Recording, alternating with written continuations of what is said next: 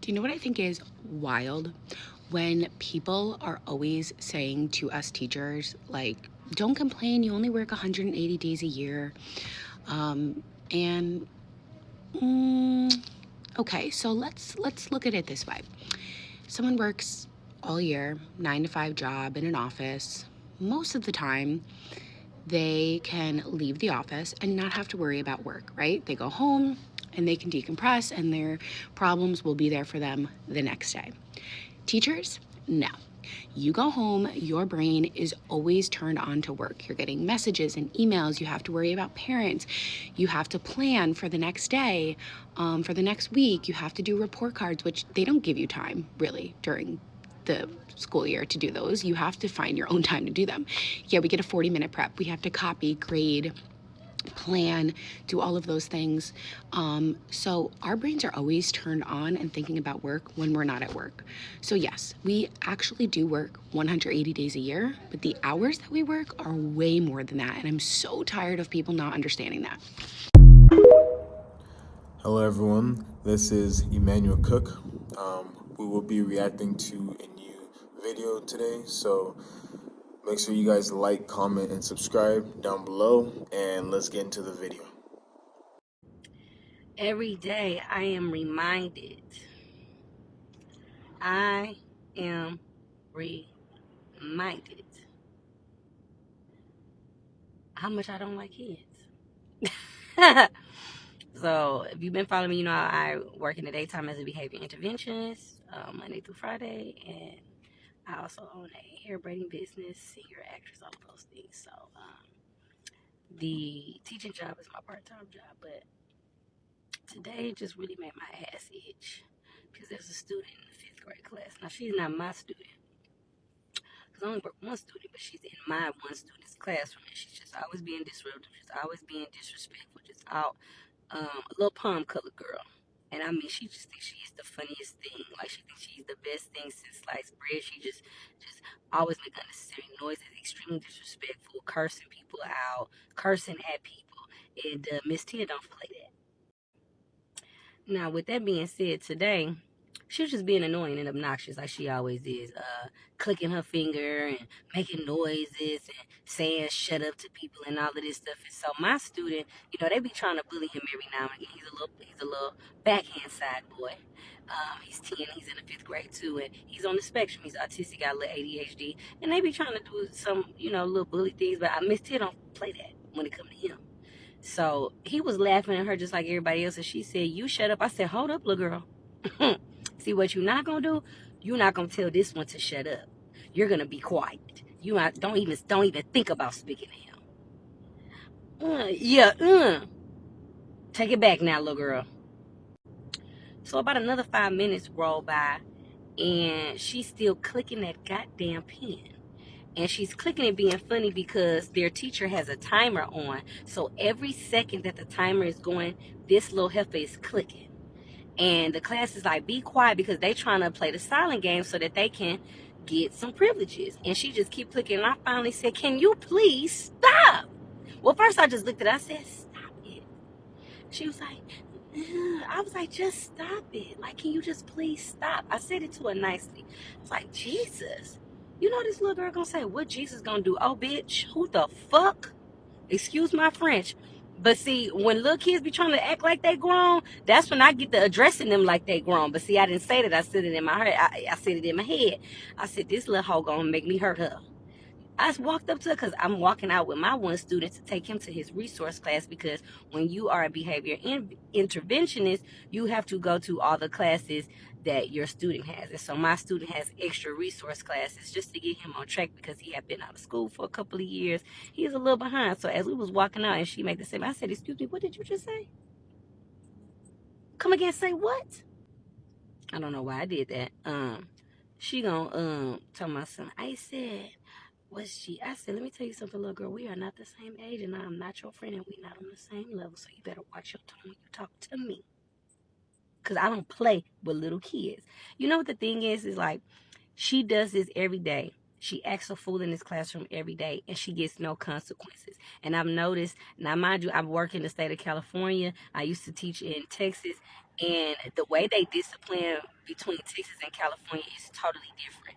These babies out here in California, I don't know what they do in Texas, but I tell you right now what they do in LA, because I ain't been in Texas in almost 5 years. I haven't lived there almost going on 6. But let me tell you what they do in LA. They don't give these little mother suckers no consequences. You know what they do? They reward them. They negotiate with them on their behavior. Let me explain something to you. You guys are setting these kids up for failure. Because in the real world, no one is negotiating with you for your piss poor ass behavior. You will get a consequence. You go and rob somebody, no one's gonna negotiate with you. You go and kill somebody, you go and assault somebody, no one's gonna give you options. The fuck? I need the world to understand that y'all wanna give children, and I get it. You know, y'all so distraught from your past trauma that y'all think that disciplining a kid or putting them in a place or giving them a consequence is torture. And you know what's gonna be torture? We, us. We the ones gonna be tortured when these little motherfuckers become grown and they don't have no sense of, you know, just knowing that life does not revolve around them. Damn, I'm not even a parent. But every day I'll be thinking to myself, I might not want to become a parent because these kids literally make me want to knock their head through the dryer and the washing machine. And I don't want to hear y'all on here too, so you need to find a new profession. Girl, shut the fuck up, because if you're not in this profession, please shut the fuck up. I get so sick of y'all trying to tell somebody, if you don't like the kids, bitch, do you like your kid? Because I'm with the motherfucker for almost 8 hours a day. Woo! Yes, I'm Benton. And no, I don't give a damn if you feel like what I'm saying is rude, or if you don't like the way I said it. Girl, kiss my ass. Because y'all not in the goddamn classroom with us. These little mother suckers is bad. The little girl said, fuck you to one of my co-workers. Told her, you little boy, like what? Shut the fuck up. I don't give a fuck. Are you fucking kidding me, bitch? Let me tell you something. The only reason why I work this part-time job now, because I ain't taught in almost 2 years. Literally, the only reason why I'm doing this part-time job is because I am currently funding my dreams. And I need more income. My hair braiding business and all the other odd jobs I do, it's just not enough to do what I'm trying to do. What I'm trying to do is costing me damn near 10 racks. All right? 10. Damn near 10. And I'm still going. So I'm not going to stop teaching a job until the project makes revenue and it makes sense. And yeah, but this is my rent for the day, because I almost lost my job because I wanted to knock the little girl head off. And then her behavior specialist that comes in with her, that's like the behavior person over the whole school, she's so damn timid and weak. She just let the little girl do whatever she want to do. Well, if you just sit in class for 5 minutes, I'll let you hit the snack. Girl, what the fuck you talking about? Girl, sit down. The hell? And then she ain't having the balls to tell me, so she told one of my coworkers, can you tell Miss Tia not to redirect in the classroom? Well, you know what? Somebody needs to redirect, because when I don't redirect, you know what happens? I got to redirect my student and he get off track. And his well-being and him succeeding is all I give a damn about. So when I see a little sucker in the classroom acting a fool and she trying to bully and distract my students, you goddamn right I'm on her motherfucking ass. Because see, my little black student, my little black boy don't get the same negotiations as her little palm-colored ass. Now clock that, T-Bit. I have no idea how teachers do it. They are going through so much, just struggle, pain, the stress is crazy, and all of these things going on in the lives of teachers. A lot of the pay is so small, like $40,000 per year. In this economy is nothing. It's peanuts. As a kid, I was a pretty bad student and a pretty bad kid, especially in my early years. And I was extremely irritating and frustrating as well. So I know exactly what teachers experience with rude students and just bad students in general. I can only imagine dealing with someone like me at a very early age. I already know how frustrating I was in my youth. Extremely irritating probably and annoying. If you are a teacher, please hang in there as long as you can and keep up the good fight. And y'all could tell what kind of day I had just by looking at me. Just want to start off by saying I am that teacher, y'all. I'm that teacher every principal want on a campus. Because you don't have to tell me anything. I'm going to do it before you even tell me. I'm on top of my stuff. I don't need an AP for anything. Grades on time, lesson plan on time, kids on point, behavior. What? I am that teacher, okay? But I feel like being that type of teacher that I am on the type of campus that I'm on causes me to be used and abused. Because they know I'm going to take care of the business. They know I'm going to get it done. And it's unfortunate because I love the school that I teach at because I was a student there when I went to middle school. And I don't want to change schools. But unfortunately, and I'm about to, y'all, because I really love my school. But unfortunately, I have to find somewhere else to go because it's just too much for me. I'm currently teaching both classes, both ELA classes for my grade level because my partner teacher can no longer teach for the year due to some, something that she didn't expect to happen. And I'm holding it down. Like, I don't have no issues with it. It's going because I'm that teacher, like I said. But what I'm upset about is that we have support on my campus. We have people that can actually go into this classroom and teach it full time so that I'm not having to teach 2 classes at once. But they not doing it because they know, oh, Miss Stella gonna take care of it. Oh, Miss Stella gonna get it done. And I'm sick of the abuse. And I only feel like that's happening because I'm that kind of teacher. Because if I was a weak teacher, you think they'll be having me teaching 2 classes at once? No. So I'm just, I don't know, y'all. I'm really confused. And I just wanted to share that so it can help me feel better. Love y'all. Hello, TikTok fam. So I'm back because I need to vent. I have a teacher rant. So I'm a teacher in Texas. My ESL students are required to take the TELPAS test. This test determines their language proficiency.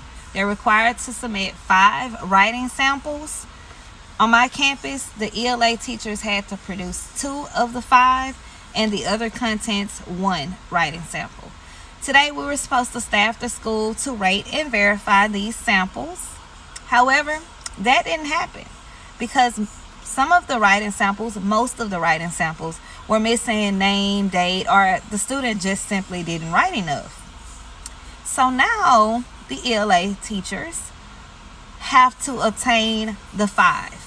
We have to sort through them, find out what they're missing, who's missing what, and get with those teachers so that those writing samples can be produced.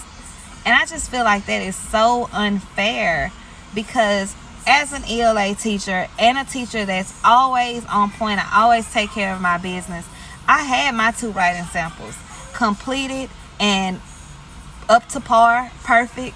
I even put them in folders and labeled them with the student name. I have to go and obtain these writing samples from the other teachers, and that is just simply unfair. Don't forget to like, comment, and subscribe down below, and let's continue the video. Okay, so I'm sitting in my classroom and I'm actually a little frustrated at the state of education, only because as a 4th grade teacher, the fact that I have 4th graders who cannot read independently at all is just like, one, what am I supposed to do? Because teachers are not miracle workers. If I'm required to teach 4th grade standards, the 4th grade standards do not include me teaching phonics. Now, I understand RTI, the MTSS process, and different safety nets like that, but doing that for 30 minutes a day is not going to solve the problem. So what is really the expectation? Are we just going to continue to fail the students and not teach them how to read? Like, what is I hate when people give the argument for teachers that are like, well, you knew what you were getting into when you chose this job. No, user 5487641. I didn't know that I was going to be constantly disrespected and disregarded in my own classroom, in my own space. I didn't know that I would end up working so many hours outside of my contract hours just to still not have enough prepped or graded or ready to go.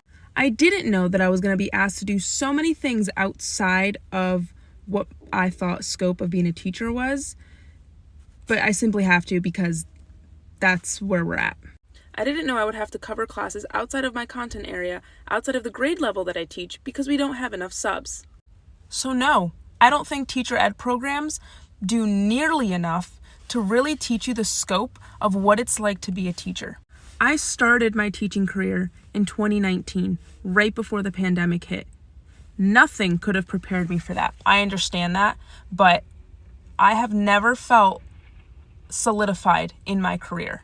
The last 4 years of my teaching, of my entire teaching career, I have had to start over every single year. I've had no consistency in my career. I've had nothing where I can say like, oh, I've done this before. Oh, I know how to do this. It's not robotic. It's not like, oh, I get this now, got it, done. Like, you teach the same thing every day, every year. Like, what's so hard about it? It's not so black and white. And the people that think that teaching is just showing up and like throwing a worksheet on a table and calling it a day have no clue what they're talking about. And none of that makes summers worth it. I'm telling you right now, I would rather work a job that's full year, all year round, and have no set breaks like that, because I shouldn't need 3 months to recharge from a school year. I shouldn't need that. And you know what? 3 months isn't even enough. And long weekends, sure, they're nice here and there, but I'm spending more time being anxious about going back to work than I'm able to relax and enjoy my time off. So teachers are in quite the conundrum right now. And again, there's people that still love teaching and love their profession. That's great. And I'm so happy for you. And I'm happy that I have days that I do really genuinely love. But at the end of the day, for me, this job is not sustainable. It is not mentally sustainable for me. My mental health cannot do this job for the rest of my life. And I've accepted that and I'm okay with that. I'm still giving 110% with where I am and what I'm doing. I'm showing up and I'm doing everything that I need to do. But this job is taxing in ways that a lot of people, unless you're a teacher, don't understand. Welcome to my TED Talk. Let's talk about the audacities of parents sometimes and the lack of accountability for their students. So this one time I was a new baby teacher. I was 22 years old. And I was in a brand new classroom. I stepped in the middle of the year and took over this classroom. So I don't even know these parents. I started in January teaching this classroom. I assigned a project. I told the students, these are your instructions. I sent the instructions home and the parents had to sign stating that they knew that there was a project. They brought the papers back and I had a checklist of every single student's name and did they have a parent signature on that paper. I didn't take the papers up because I wanted them to have the instructions and I needed them to know what the requirements were for the project, right? So every single child does their project except this one kid. Well, it turns out he didn't even show me his parent signature. He showed me his friend's paper with their parent signature on it and pretended that it was his parent. So his parent had no idea about the project. Now, this is before we had online communications. So project comes around, he makes a really bad grade because he's the only child in the whole entire 6th grade who didn't turn in the project. And Mama comes to the school in the middle of the school day, did not have an appointment. She just pops into my classroom in the middle of a school day and is asking me questions about it. So I told her, he showed me a paper with a signature. I remember it vividly. I still remember it to this day vividly, him showing me that paper. And he had a funny look on his face, so I should have known something was up. These are things that I've learned now as a veteran teacher that I didn't know as a new baby teacher. Anyway, regardless, she pops up in the middle of the school day, and I was like, he's telling a story. He showed me a piece of paper with a signature on it. So she gets onto him and leaves. Mind you, I didn't invite her to come. She just popped in. She popped in the next morning, comes into my classroom and is berating me, is yelling at me in front of my students, which is undermining my authority, in my opinion. Now they have lost all respect for me in my classroom. It was already hard because I'm a 22-year-old baby teacher in front of all these 6th graders who are as tall as I am. And now there's a mama in my classroom, uninvited, has not scheduled an appointment. The audacities, the absolute audacities that this lady had. Yelling at me in front of my classroom saying that I called her son a liar the day before in front of all his classmates, and he's embarrassed. And she pulled out a crinkled up piece of paper from the bottom of his backpack that she had found with no signature on it. So I can confirm he lied. He showed me a piece of paper with a signature on it. I'm like, so why are we not holding him accountable? Why are you here yelling at me? Why are you here yelling at me when your child didn't show you, as a 6th grader, his project paper, and then lied to me, showed me another parent's signature? I don't understand. What was the disconnect there? What was the disconnect there? Also, don't just show up to somebody's place of work yelling at them. I had a class to teach. Please be respectful of teachers. You're not supposed to just pop up on them. If you have to make an appointment for a doctor or a lawyer, you have to make an appointment for a teacher too. Have a good day. So many of you know I am a teacher. This is my 12th school year, 15 years in education, and this group that I have this year, I don't even know. I have one class in particular, just so disrespectful.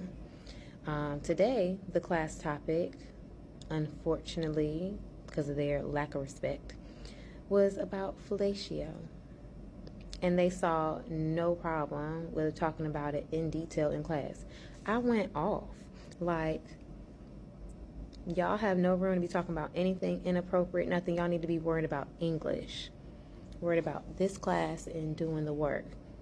They complain about every little thing. They don't want to writing a 5-sentence paragraph about themselves is too much. We're trying to start college essays. They think 500 words to 750 words is too much.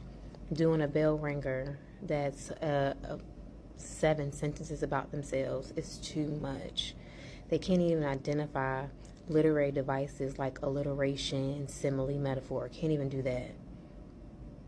And they just cause a disruption. I literally today had to fuss because I just could not believe.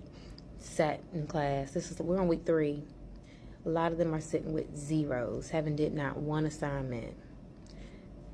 I just already done contacted admin and said, we're going to have to come to the table about this.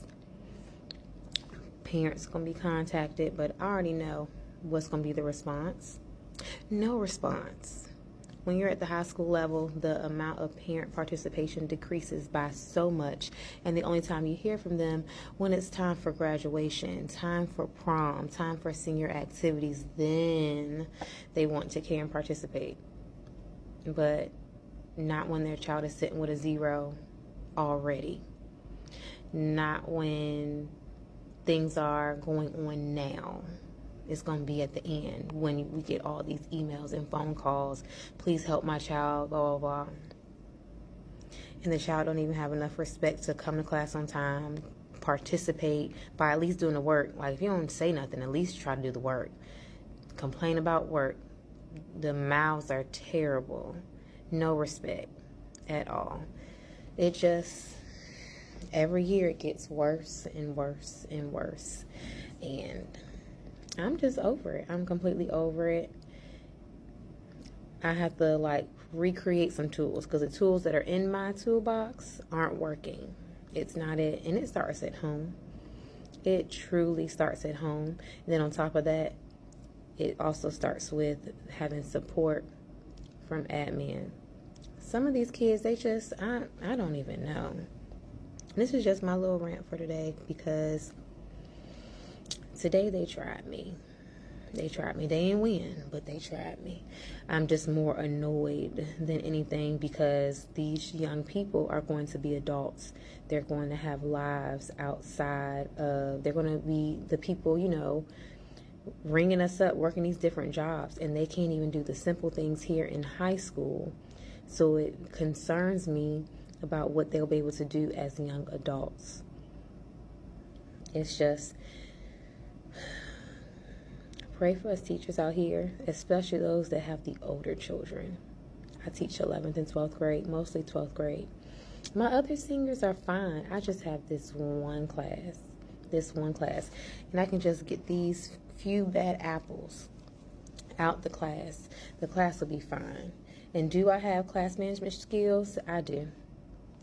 I was warned about these kids before they even stepped in my room, and I see what they are talking about.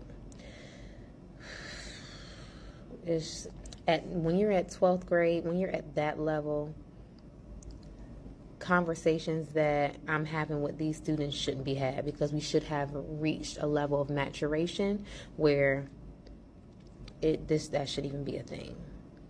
But yet here I am. I have to go back and just regroup and think about how I'm going to teach this specific class, because we have research papers coming up.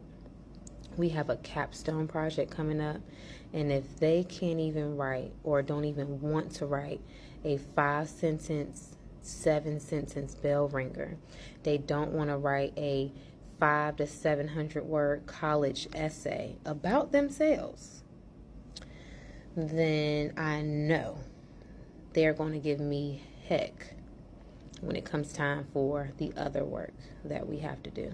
So y'all just pray for us high school teachers. Keep me in your prayers, because this is going to be interesting. So I'm about to send out some parent emails and hope and pray that they will be involved and help me get their children under control and have some decorum and respect in the classroom and care enough about their grade to pass.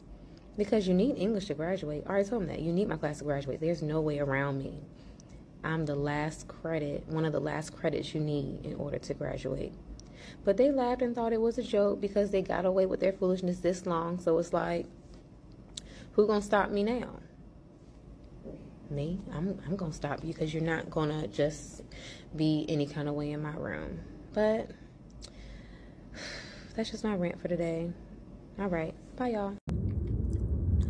I appreciate you guys watching the video today.